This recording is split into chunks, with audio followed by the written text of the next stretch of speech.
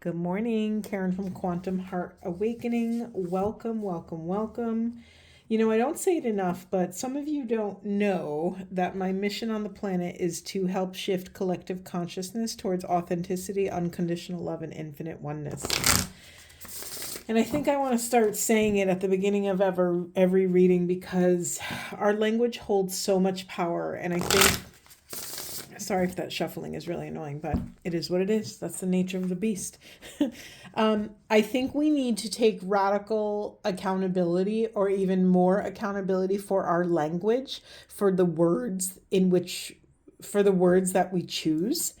That's coming up today. And I'm also feeling called to do less feminine, masculine, twin flame readings and more collective surrendering to the mystery. That's another huge part of my mission here on the planet, is to support people surrendering to the mystery. Now, when we use the word surrender, I think it sometimes evokes a power dynamic. If I'm surrendering to someone, that person now has power over me, or at least that's the perception. But actually, we can choose what that surrender looks like. We can choose the energy in which we invest in that experience. So it's one thing to surrender to the mystery. It's another thing to surrender in bliss to the mystery. It's another thing to make love to the mystery. What does that mean? To revel in the unknown, to be so awe-filled and awe-inspired that anything gets to happen when we choose not to fill that space with something. I think that's really important for us to anchor. Let's get into it. Okay, yeah, beautiful. We have life purpose and love in reverse. Part of what we're all here to do as souls here in Earth School is to excavate our life purpose, right? To answer the big question, why am I here? What am I doing here? I understand how loaded it was. It actually took my breath away. That's why I had to take a big deep breath. Part of that inquiry is loving ourselves enough to believe in the idea that we are worthy to actually step into our life's purpose. We are worthy to actually love what we do. We're worthy to feel not just good in what we're doing, but to be on fire by what we're doing. And I think this society has really dulled and numbed a lot of those sensitive pieces of our nervous system. So many of us settle for the safe job, for the safe relationship, for the safe thing. And we're living almost on autopilot, right? It's the difference between surviving and thriving. Beautiful. We have new beginnings. I think we are reaching a critical mass of this not being good enough. I think we're reaching a critical mass on the planet of understanding that life can be better, that we can make better choices, that what we invest is what we get out. I'm very drawn to this tree of life here, as above, so below, right? Our branches cannot reach up to heaven unless our roots reach down to hell. And what does that actually mean in practical life terms? It means that when you excavate the depths of your soul, when you dare to meet yourself at the edgy, dark, and stormy parts of your being and confront those parts and integrate those parts with profound acceptance and empathy and love, it sets yourself free to pursue and to reach for these deep, for lack of a better phrase, I will call them soul goals, right? Things that ignite the soul. We are all craving this new beginning as a collective. Yeah, we're craving peace. We're craving, interesting. Okay, yes, fertility. We're sort of orbiting around the same messages. I think the masculine's got fertility and freedom. This is a pretty decent, solid deck. And these cards are this is a dream life. This is a dream life that's rolling out for the collective. We're excavating this new beginning. We're taking radical steps towards our intuition, towards alignment, towards what resonates. We are igniting the soul's deepest truth. We are reclaiming love where love isn't. We are bringing peace to this process of excavating truth, excavating the shadows within, illuminating the shadows, if you will. And because of this, we set ourselves free, and we are allowed to rebirth ourselves, rebirth purpose, rebirth our gifts, rebirth projects.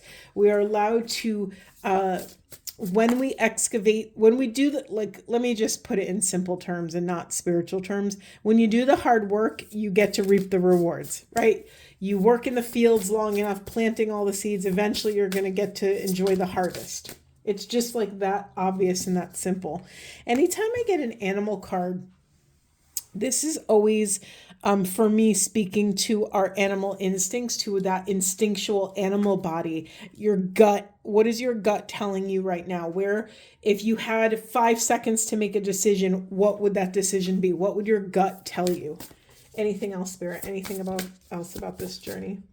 Yeah, passion in reverse. Do you see? I feel like we're just like orbiting. We're only, what are we at? 6 minutes into this message, and we're already getting repeating messages. We are excavating that which sets the soul on fire. Now, this can be a very foreign concept for most of us if we have not had it modeled for us, and most of us have not. Most of us have parents who, are from the generation. Well, I'm older, I'm 40. So my parents, found their job and stuck to it. You know what? I'm being called out. That's not fully true. My father was an attorney. He passed away. He was an attorney. And honestly, I could truly in my heart and gut say that his soul mission on this planet, his art that he chose to express on this planet, was to be a lawyer. And he brought ethics, and he brought love, and he brought empathy and compassion through his work as a lawyer. And it just goes to show, like, it doesn't matter what you do on the planet. You can bring heart and soul to it. You can use your gifts of intellect, of wisdom, of artistry, of creativity, of whatever you have in you to do your mission work. And we have boundaries. Yeah, Spirit, thank you. Sorry, I went off on that emotional tangent. Anytime I talk about my father, I get emotional. I'll say more in a second. I'm just letting this energy dissipate a little bit. We have manifestation in reverse. We have career in reverse. Yeah, and we have answers upright. So collective, no one can excavate your truth for you. There's no course you could take. There's no one who can give you the answers that are only meant for you. There's only certain questions that you can ask. No one can give you the question. You have to excavate those questions from your soul and put them out to the universe to get the answers that are in alignment with your deepest mission work here. Then, once you excavate those answers, by the way, I've said the word excavate like 12 times already. I don't know what's going on. Maybe some of you are archaeologists. Maybe we're all archaeologists excavating these different parts of self. We're sifting through the psyche. We are sifting through our body. We are healing these different micro experiences and traumas in our fascia, in our physical vessel. I don't know why. I'm just highlighting that and calling attention to it. Anyway, going back to our sovereignty and our radical responsibility, once you finally excavate this truth, only you can draw boundaries around the choices you make to allow this new truth to come forward, right? So what have we learned in this reading thus far? There's only specific questions that only your soul can ask, which will give you the specific answers that only the universe can give your specific soul. And only you can draw boundaries around that which ignites your deepest passion and truth. By taking this radical accountability, it'll set your soul mission free. You will be able to birth whatever you're meant to birth here on the planet. Maybe that's physical children. Maybe that's a project, a paper. Maybe you're meant to birth a book. Maybe you're meant to birth a YouTube channel or a podcast or a course. Maybe you're meant to birth a physical brick and mortar business in your community. No one can tell you what this is. If I had to pick one message of this whole reading, it's sovereignty, that you are meant to look in the mirror of existence, right? Everything outside of your physical vessel is a mirror. The entire world, planet, cosmos is a mirror reflecting you back to you. It's up to you what you do with that reflection and how you choose to receive it. Can you look at your tough parts with love? Can you bring peace and inquiry and curiosity to those maybe difficult reflections? We all have them. There's no one that can escape this experience, right? We all have parts of ourselves that are shitty. We all have parts of ourselves that are less disciplined, that, we fall down over and over and over again. We make the same mistake a million times in a row, struggling to learn the lesson. I just happened to look down. In the unconscious position, we have healing. This is what's being pushed into the shadow. And you know what? I just did a reading, yesterday, 2 days ago? I don't even remember, where healing was a big proponent, because I remember this, what appears to be a woman, this figure is holding a sword, but I saw the stem or the handle of the sword. It looks like a cricket to me. I still, to this day, I look at this and I see a cricket. And when cricket energy or grasshopper energy is the energy of taking leaps and bounds, right? A grasshopper is a very small insect, and yet their hind legs hold so much more power than their size would assume, right? They can launch their little bodies, 100 times their own weight. They could launch themselves forward. They take great leaps and bounds. And to me, also, grasshopper energy is like, you don't really have to suffer. You can jump over the hard part. And I'm not saying that in a spiritual bypassing way, collective. I'm saying that once you decide that you are worthy, you get to just wake up tomorrow and be worthy. You don't have to suffer and roll around in despair and pain and darkness. You don't have to grieve anything if you don't want to. If that's natural for you and that's where you are, then that's something you have to confront within yourselves. But you don't have to suffer. And the moment you realize that, you start to pick up speed.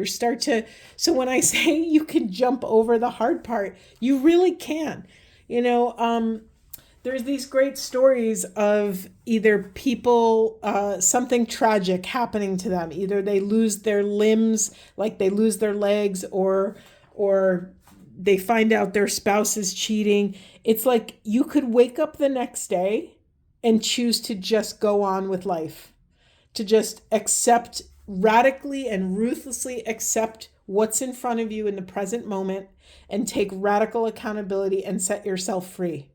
I can mourn and grieve the loss of my legs, or I could just get on with life and figure out how I'm going to function now. I can mourn and grieve the loss that this person cheated on me, and I could go into the psychosis of, not psychosis, but psychological inquiry of oh my God, why did this happen? What does this say about me? How did I make this choice? What did it say about them? You could do all of that pain and suffering, or you could choose not to. And I don't think a lot of people talk about this because on the outside, it sounds very, it sounds like it lacks compassion. It sounds like I'm telling people to spiritually bypass, get over your pain, get over it. It sounds very harsh, but it's really about setting yourself free. How many years are you going to devote of your precious life to grieving this thing? Or are you going to turn towards the light and turn towards curiosity and inquiry of where is the next level of love? How much love can I bring to this moment? And where am I called to next? That is a very high level skill. I'm not saying that you're all going to be able to access this. I'm just saying that this is accessible to all, that it's a possibility to all. And I think I don't think people talk about this enough as an option, that you can just move on and get curious about what's today going to look like. Okay, I woke up and all of a sudden I have less money in my bank account. Okay, I could be mad about it, or I can have gratitude for the money I do have, even if that money is negative. I can be grateful for the clothes on my back or the warm blanket over my body. I can be grateful that even though I'm in the trenches, I have good friends around me that I can vent to. There's always like a spot of sunshine. And I want to be really clear. I'm going to harp on this a little bit because I'm not at all talking about false positivity. False positivity requires zero of us. We could all fake it. We could all say like, no, yeah, everything's going to be okay. But if you're going home at night and having panic attacks over your next move, that is not true power. That's emotional release, right? And emotional release is a sacred process in and of itself. So I want to hammer this and underline this for you. In no way, shape, or form am I telling you to bypass any of your authentic emotions or expressions. You have to move through the density to reach this enlightened state. You have to vibrate the pain so you excavate the knowledge so that you can turn it into wisdom. This is the full alchemical process of transmutation. And you can't rush that. However, some of you have it in you to manage your power intentionally. If that feels true for you, I just got distracted because I have windows open in the other part of my apartment and it just blew this gust of wind down the hallway and I just felt this wonderful cold breeze on my left hand, almost like someone was holding it. And it just stopped me dead in my tracks. I had to honor that. Thank you, Spirit. Thank you for being with me. Wind Spirit. I want you to honor that you too have access to this level of power, that you can wield your sovereignty in a way that does not cause more harm to self. Grief is a powerful thing. Suffering, despair, these are powerful, heavy duty, really dense energies to work with. And there's a time and a place for all of these things, but there's also a time and a place for success, for moving through life without leaking your power to any person, place, or thing, to reclaiming your spirit, to investing it intentionally in things that you want to invest in. Okay. Is there anything else, Spirit? Is there anything else? I feel dizzy. I'm not going to lie. I feel very dizzy after that. I'm just going to get one of my New Orleans cards. Anything else for this collective? All right. Signs, we just got that yesterday. And intuition. What's in the unconscious position is your power. Yeah, I mean, it's echoing my reading of you can spin in the pain. That is your right to choose that. And I know some of you, when you're actually in the pain, I've been there. I've been there myself. It's like, how dare somebody said that I chose this, right? It's very hard to swallow that pill. But at the end of the day, we choose how long we want to suffer. We choose how long we want to stay attached to things that harm us, to things that leak our energy. Also, for some of you, it's easier to stay attached to the familiar than it is to dare to step into your power that might be unfamiliar. But why is this important? Because you have been getting signs and synchronicities this whole time. You have the connection to source. Your pineal gland is in full bloom. Your third eye is clear. You don't need any eye drops. You know what your intuition is communicating to you. It's just your power is not brought up to ground level. It's still hiding in the shadows. This is a very interesting place to be when we know, It's one thing if we don't know which way to go and we have that work to do. It's another thing when you know which action to take, but you don't feel strong enough to take, to make movement on that action, on your intuition. So what is the name of the game here? The name of the game is doing whatever it takes to build your self-esteem. What is that for you? Do you have low self-esteem? If so, what areas of life is that in? I'm going to just say some categories here: physical, mental, emotional, spiritual, financial, body stuff, like specifically your body, the way it works, the way it doesn't work, the way it moves, the way it looks.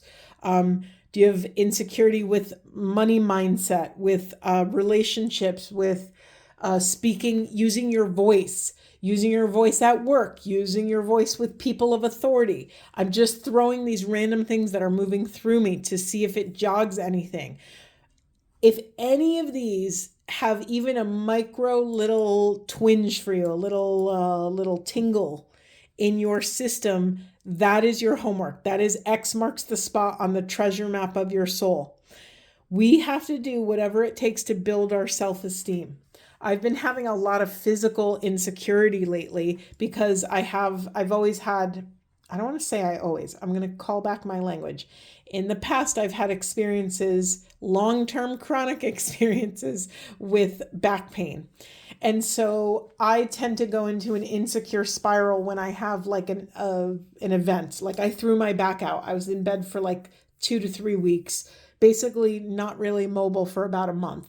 And that took a huge toll on my self-esteem, and I had to rebuild myself. I'm still rebuilding myself, and I have to keep that part of me in check, right?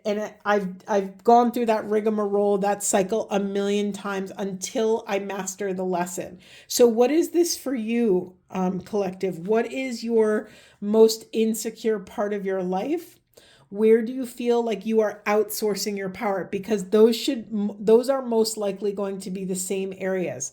So if you're the most insecure with finances, you might attach yourself to someone who helps you have financial stability. Now that person might not be the healthiest person for you, but they're feeding a part of your insecurity. They're like the antidote or the whatever, but in essence, you are outsourcing your power. So you need to reclaim that part of yourself, work on that part of yourself, so you no longer have to be dependent on something outside of self to feel resourced, to feel powerful and grounded. Where do we want to go, Spirit? I am wiped out. I think I'm going to actually call this reading. I'm going to get one wizard card really quick. I'm just going to pull it. We have etheric reflector, spiritualization of matter, reflected light. Okay, this couldn't be more perfect. I love the phrase, the spiritualization of matter. So in my work in my years and years of work in energy healing and energy anatomy, I have learned that nothing that exists in the realm of 3D started in the realm of 3D. Everything that is in existence once was a bundle of energy in 5D, in the quantum realm, right? So we have to keep the order of operations appropriate to understand that we don't bust our ass in 3D to have some sort of like spiritual enlightenment. We bust our ass in 5D. We do the work in the realm of energy, in our own internal energy systems, in our insecurity, in our power. Where are we leaking power? Where are we codependent with power? Where do we have these like trauma bonds with our power? You are embodying this truth that the world around us is a kaleidoscope of our own experiences, that the world around us reflects back to us our own status, whether that's light, whether that's dark, whether that's in between. The world mirrors back to us our state of consciousness. So it's really important that you understand why the work of spirit has to come first, why the work in the energetic realms must come first. One of my spiritual mentors always says that 3D reality is the caboose of the train. And she's pointing out the fact that it's the end of the train. It's not the engine room. It's literally the tail of the train. And so many of us get that order of operations confused. Okay, is there anything else? I'm just going to end on a Buddha wisdom right quick. Okay, we say, this is interesting. Didn't I just pull this? It says, offend no one and yet speak the truth. Be clear with and kind with your words, never harsh. Most specifically, this absolutely includes the words you use to speak to yourself. You must include yourself in your mission, in your purpose, or else your service will not be sustainable. Okay? I think I'm going to leave it there. I'm wiped out. This was awesome. I loved it, but I am wiped out. I hope this was supportive, and I will see you in the next one.